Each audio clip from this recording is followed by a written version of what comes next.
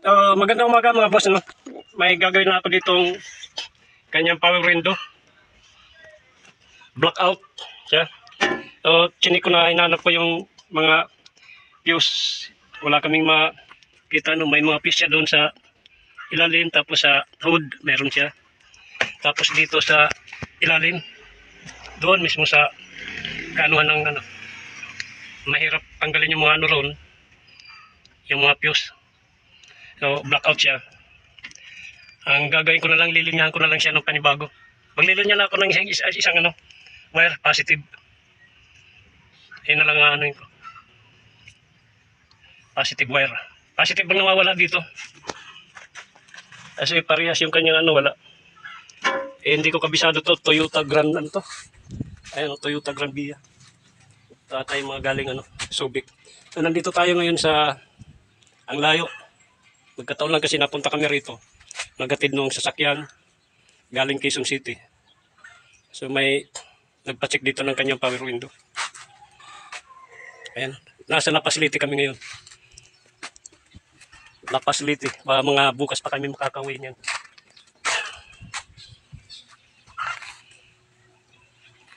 So ito yung ginagawa ko.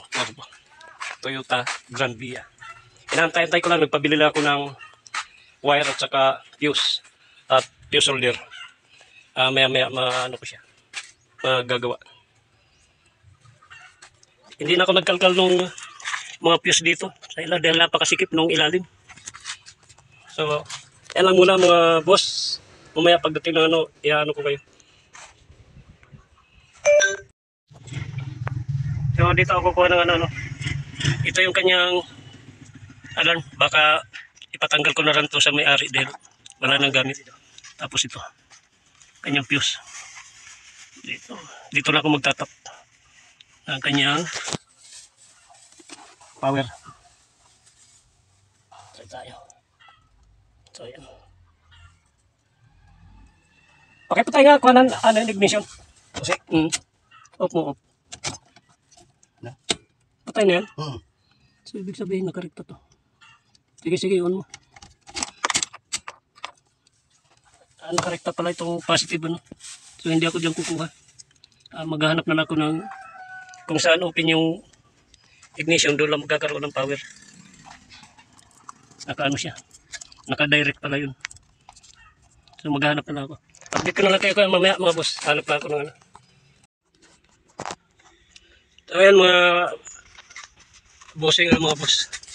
Mukhang may harapan ako magpa-daan ng wire dito dahil napakasikip doon sa loob. Ang gagawin ko ay aanon ko na lang to dito. Pabubutasan.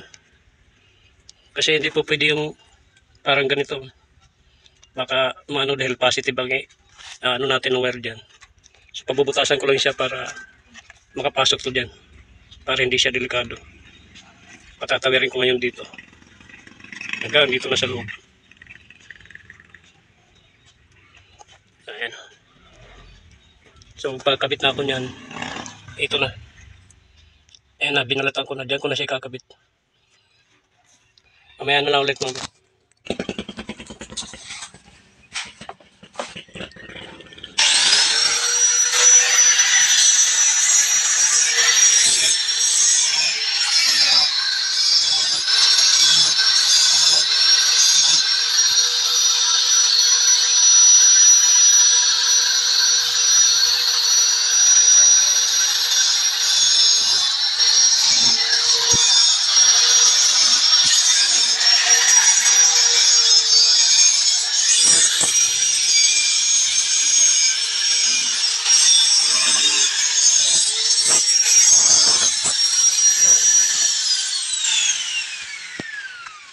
Ayan ang kasya na dan po.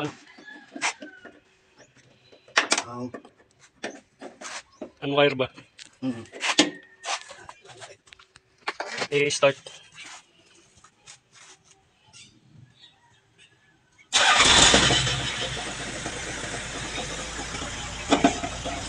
Ayan na mga sir, nalagyan ko na siya ng positive wire.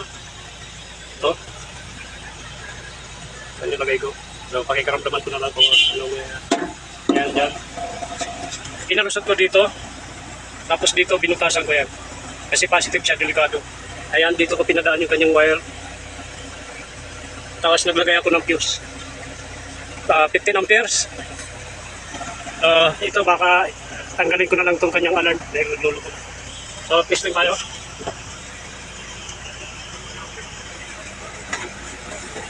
Ayan.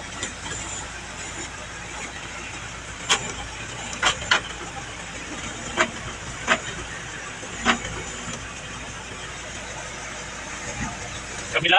Testing natin yung kabila. Ayan, bumababa. Testing natin yung kanyang switch doon sa loob.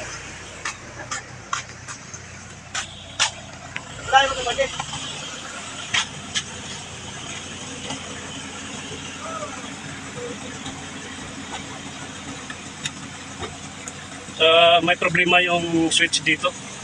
Ayaw bumaba eh. Patisting mo nga doon yung dito.